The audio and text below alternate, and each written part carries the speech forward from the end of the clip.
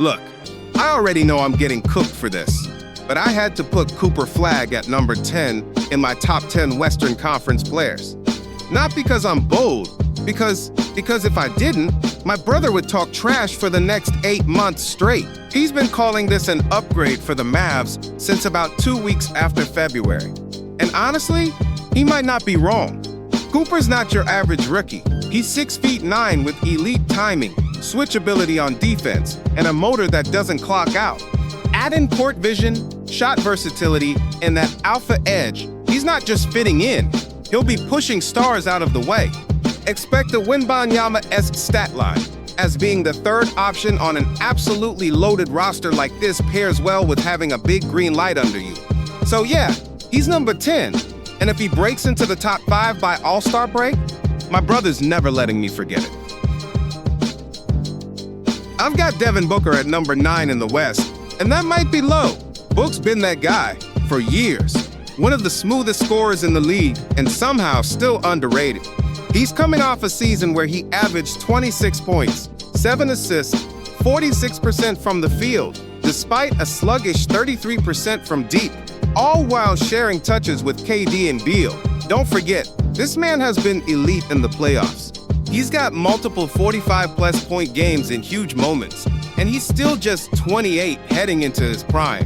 His mid-range is surgical. He reads doubles at a point guard, and his defense? Quietly solid now. He's not a liability anymore. So yeah, number 9 isn't raising anyone's eyebrows, but if Book's the 9th best player out west, you know this conference is stacked. Jalen broke out in 2024-25 as an All-Star and earned nods in both the All-NBA third and All-Defensive second-team honors, while dominating the regular season at 22 points, 5 and 5, shooting 49% from the field. At about 6 feet 5 inches and 211 pounds, he's versatile enough to guard 1 through 5, even frequently sliding into center when OKC needed him. He averaged around 1.6 steals and 0.7 blocks too. This guy is the actual definition of Swiss Army knife. In the finals, he dropped 40 points in Game 5, flexing on elite defenders and showing he's as clutch as they come. If you think this list is crazy, that's okay. You haven't seen what competition's ahead yet. Steph Curry at number 7 in the West? At 37? Yeah, he still earns it. Curry put up 25 points, 6 assists, and 4 rebounds in 70 games last season, shooting basically 40% from 3 and a league-best 93% from the line. Even in year 15, he dropped a 56-point game with 12 threes, led the league in total made threes again, and still pulled defenders out past half court just by existing. He wasn't just scoring, he was the engine of Golden State's offense, even with a shaky supporting cast and no true number 2 option for stretches. Yeah, the Warriors squeezed the series win last season, and Curry dealt with the late-season hamstring. But let's be real, he was still our golden boy, still clutch, and still the most dangerous shooter in the league. Number 7 on my list, but number 1 in our hearts. You know what it is. My glorious king, or whatever Lakers fans say. Sorry, it's only been half a season. I'm still figuring this whole thing out. While Father Time's still waiting, LeBron just dropped 24 points, 8 assists, and 8 boards on 51% shooting, and somehow had one of the best three-point seasons of his career at nearly 40% from deep. If that doesn't sell you enough, he finished the season on the second All-NBA team, cementing him as a legitimate top 10 player. He played 68 games, orchestrated LA's offense like a symphony, and made defenders look like interns on the job. And still, I've got him ranked 6th. At this point, LeBron's not battling players, he's battling boredom. If Wemby's not in your top 5 out west, you didn't watch basketball last season.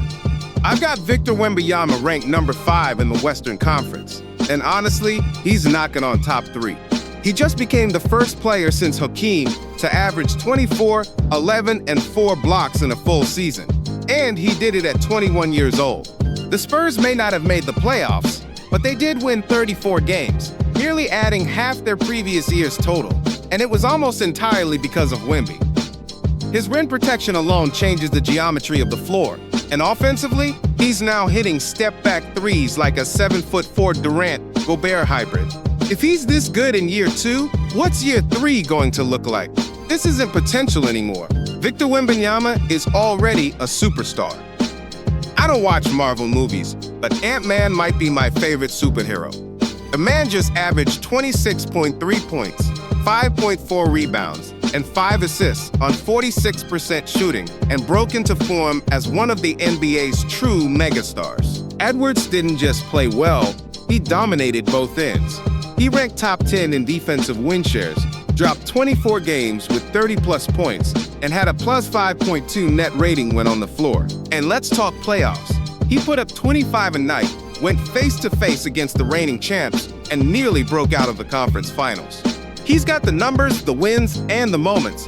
There's no question, Anthony Edwards is the number 4 guy in the West going into 2025-26. This guy is gonna continue to push your favorite players up the list as long as he keeps playing like this. Shai Gilgeous-Alexander is a calm storm, the quiet destroyer.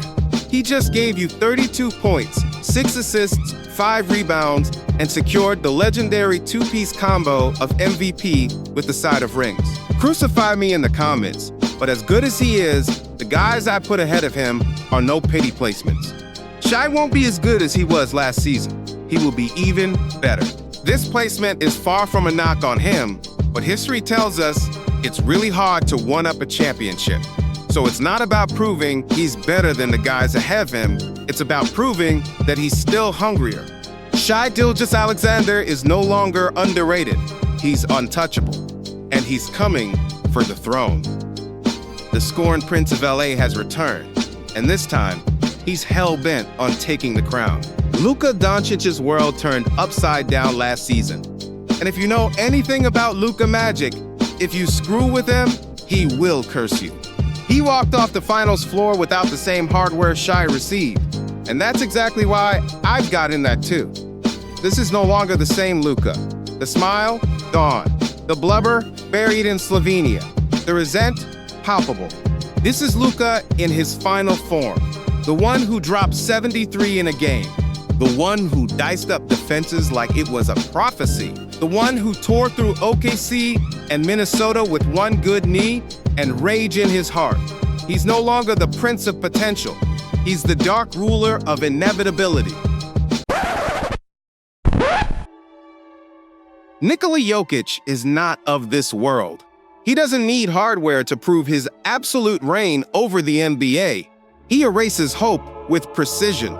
7 feet of nothing but pure triple-double and benevolence. He controls the court like it's a simulation, bending defenders, possessions, and destinies. Every pass is calculated, every pivot intentional. His exterior may have exposed flesh last season, but remember when I said it's really hard to get better after a championship? This is the one who says, "Jebe što sranje." The West is no democracy. It is a cold empire. The rightful ruler sits atop the throne in Denver, Nikola Jokic, the dictator of the West, and he's not giving it back.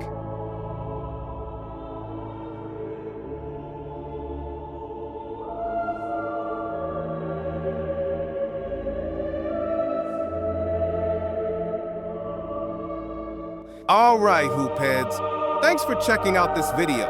Why not stick around a little longer? You see that subscribe button under me? Yeah, that one. Go on, click it. Oh, and yeah, just go ahead and hit the bell next to it too.